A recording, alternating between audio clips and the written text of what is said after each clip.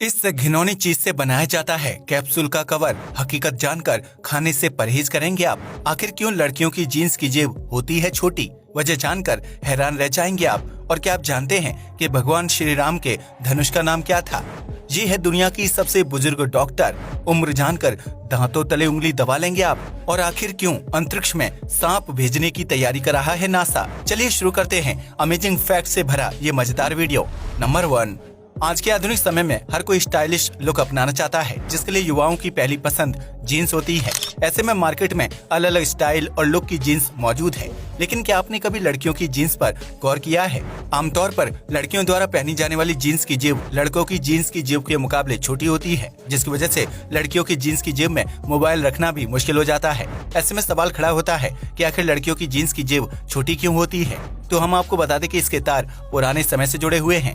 दरअसल 1790 के दशक में महिलाएं बहुत ही टाइट कपड़े पहनती थीं, जिनमें जेब जैसी कोई चीज मौजूद नहीं होती थी। लेकिन बीतते समय के साथ महिलाओं के कपड़ों में बदलाव आने लगा और 20वीं शताब्दी के दौरान पश्चिमी देशों में महिलाओं ने पैंट पहनना शुरू कर दिया था, जिसमें स्टाइल के लिए एक छोटी जेब दी जाती थी। इस जेब को बनाने का मकसद सिर्फ पैंट को स्टाइलिश लुक प्रदान करना था, क्योंकि उस दौर में ज्यादातर महिलाएं पैसों के लिए अपने पिता या पति पर निर्भर रहती थीं।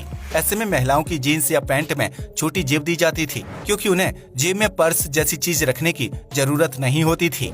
वहीं कुछ एक्सपर्ट्स का मानना है कि लड़कियों की जीन्स में छोटी जेब इसलिए दी जाती है ताकि कपड़े की कॉस्ट कटिंग कम आए, यानी उस जीन्स को बनाने में आने वाला खर्च कम हो जाए। इतना ही नहीं, लड़कियों की जीन्स में छोटी पॉकेट होने या ना होने का फायदा हैंडबैग और पर्स मेकिंग कंपनियों को मिलता है, क्योंकि लड़कियां अपने मोबाइल फोन से लेकर पैसे रखने वाले छोटे पर्स और मेकअप के सामान को कैरी करने के लिए उनका इस्तेमाल करती हैं। ऐसे में वर्तमान समय में महिलाओं के इंडिपेंडेंट होने के बावजूद भी उनकी जीन्स और पैंट की जेब को छोटा ही रखा जाता है, ताकि वे अपनी जरूरत को पूरा करने के लिए अलग से हैंडबैग या पर्स कैरी कर सके।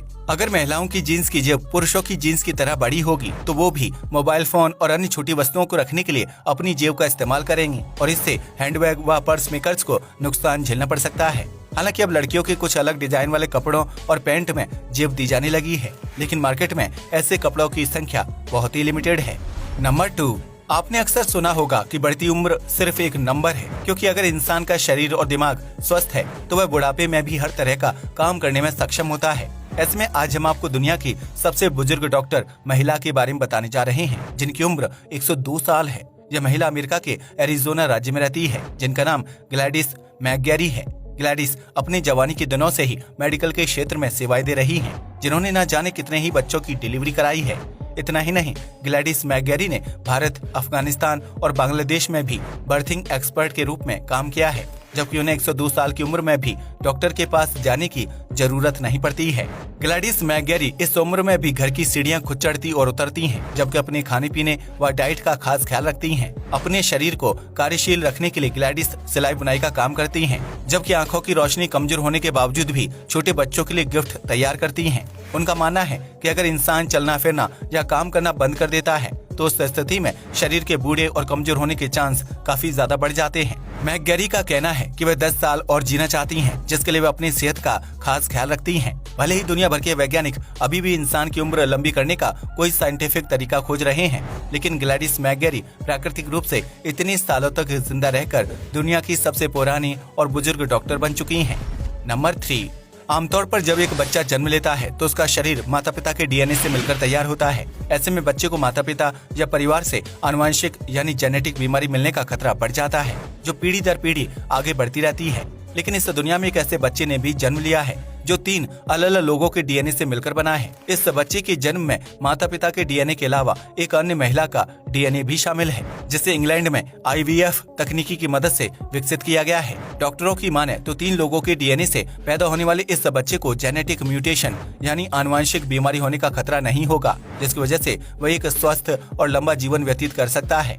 आमतौर पर कई नवजात बच्चों को अपने माता पिता से विरासत के रूप में कोई न कोई बीमारी मिल जाती है, जबकि कुछ बच्चे गर्भावस्था के दौरान महिलाओं में आने वाली समस्या का सामना करते हैं। लेकिन 3 लोगों के डीएनए से पैदा होने वाले इस बच्चे में ऐसी कोई समस्या या बीमारी देखने को नहीं मिलेगी, जबकि यह तकनीकी आगे चलकर अन्य नवजात बच्चों को आनुवंशिक बीमारियों से बचाने में सहायक हो सकती है। नंबर 4, वर्तमान समय में सोशल मीडिया और इंटरनेट इतनी पॉपुलर चीज बन गई है कि इसकी मदद से लाखों लोग घर बैठे पैसे कमा रहे हैं, जिसकी वजह से कुछ अतरंगी बिजनेस भी देखने को मिलते हैं। ऐसे में आज हम आपको उस महिला के बारे में बताने जा रहे हैं जो इंटरनेट पर अपने बाल संवारते हुए हर महीने लाखों रुपए की कमाई कर लेती है। इस महिला का नाम जैस्मिन लार्सन है, जो एडिटर के पद पर नौकरी करती थी। लेकिन जैस्मिन ने 26 साल की उम्र में नौकरी छोड़ दी और सोशल मीडिया पर वीडियो बनाने लगी, क्योंकि उन्हें अपने लंबे और खूबसूरत बाल बहुत ज्यादा पसंद है। इसके साथ ही जैस्मिन हेयर केयर नामक एक कंपनी भी चलाती हैं, जिसमें वह बालों की देखभाल से जुड़े प्रोडक्ट्स को बनाती और बेचती हैं। जैस्मिन अपने बालों को अलग अलग स्टाइल में बनाकर उसकी वीडियो इंस्टाग्राम अकाउंट पर शेयर करती हैं, जिन्हें देखने वाले लोगों की संख्या लाखों में है। यहाँ तक कि कुछ लोगों को जैस्मिन के बाल इतने ज्यादा पसंद है कि वह उन्हें खरीदने के लिए 2 करोड़ रुपए तक खर्च करने के लिए तैयार है। जबकि यूजर्स ने जैस्मिन को शादी का प्रस्ताव भी दिया है। जैस्मिन अपने लंबे बालों के लिए अपनी मां को शुक्रिया कहती हैं, जबकि सोशल मीडिया पर वीडियोज शेयर करके लाखों रुपए की कमाई भी कर रही हैं। नंबर 5, दुनिया भर में बीमारी और वायरस की संख्या दिन ब दिन बढ़ती जा रही है, जिसकी चपेट में आने से हर साल सैकड़ों लोगों की मौत हो जाती है। ऐसे में इन बीमारियों से बचने के लिए मार्केट में कई तरह की दवाइयां और कैप्सूल मौजूद हैं, जिसमें कैप्सूल का साइज और बनावट दवाइयों के मुकाबले अलग होता है। लेकिन क्या आपने कभी सोचा है कि कैप्सूल का कवर बनाने के लिए किस चीज का इस्तेमाल किया जाता है और वह हमारे शरीर के अंदर जाने के बाद क्या काम करता है? अगर नहीं तो हम आपको बता दें कि कैप्सूल के कवर को बायोडिग्रेडेबल मटेरियल से तैयार किया जाता है, जो मुख्य रूप से जानवरों और पेड़ पौधों से मिलने वाले लिक्विड प्रोटीन व सॉल्यूशन से तैयार किए जाते हैं। बाजार में 2 तरह के कवर वाले कैप्सूल मिलते हैं, जिसमें हार्ड शेल्ड और सॉफ्ट शेल्ड का नाम शामिल है। जिन कैप्सूल के कवर को जानवरों के प्रोटीन से बनाया जाता है उसे जिलेटिन कहा जाता है, और इसमें मुख्य रूप से मछली, मुर्गे और सुअर जैसे जानवरों की हड्डियां व त्वचा से प्राप्त होने वाला प्रोटीन मौजूद होता है। वहीं दूसरी तरह के कैप्सूल को पेड़ पौधों की छाल का इस्तेमाल करके बनाया जाता है, जिन्हें सेल्यूलोज कहा जाता है, और इसे एक प्रकार के रेशेदार पदार्थ का इस्तेमाल करके बनाया जाता है। ऐसे में जब यह दोनों प्रकार के कैप्सूल कवर हमारे शरीर के अंदर जाते हैं तो वह तरल पदार्थों के संपर्क में आने की वजह से तुरंत गल जाते हैं। इस वजह से कैप्सूल के अंदर मौजूद दवाई अपना काम करना शुरू कर देती है, जबकि उसका कवर शरीर के तरल पदार्थों के साथ मिक्स हो जाता है और फिर बाद में अन्य प्रकार के प्रोटीन के साथ वेस्ट के रूप में शरीर से बाहर निकल जाता है। यानी कैप्सूल का कवर जिलेटिन हो या फिर सेल्यूलोज, दोनों ही शरीर के अंदर ज्यादा समय तक नहीं टिकते हैं और एक समय बाद वेस्ट के रूप में बाहर निकल जाते हैं।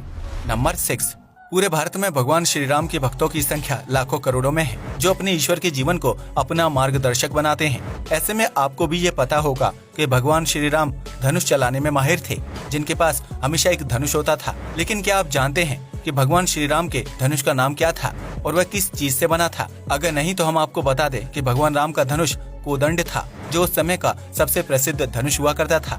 इस वजह से भगवान राम को कोदंड के नाम से भी जाना जाता है, जिसका अर्थ बांस से बना हुआ होता है। यानी भगवान श्री राम जिस धनुष का इस्तेमाल करते थे उसे बांस का इस्तेमाल करके बनाया गया था। बताया जाता है कि कोदंड एक चमत्कारी धनुष था, जिसे हर कोई अपने पास नहीं रख सकता था, बल्कि उस धनुष को अपने पास लाने के लिए विभिन्न मंत्रों का ज्ञान होना आवश्यक था, जिससे निकलने वाला हर एक तीर अपने लक्ष्य को भेदने के बाद ही वापस आता था।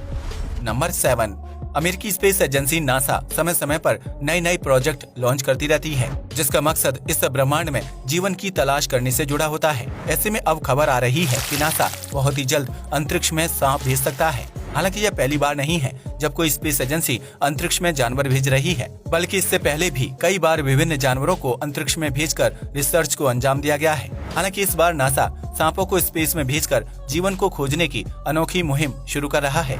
नासा द्वारा भेजे जाने वाले सांप असली नहीं होंगे, बल्कि यह एक प्रकार की रोबोटिक मशीन होगी। इस प्रकार के रोबोट वाले सांप काफी लचीले होते हैं, जो असली सांप की तरह जमीन पर रेंगने के साथ साथ मिट्टी को खोदकर बिल बनाने में भी माहिर हैं।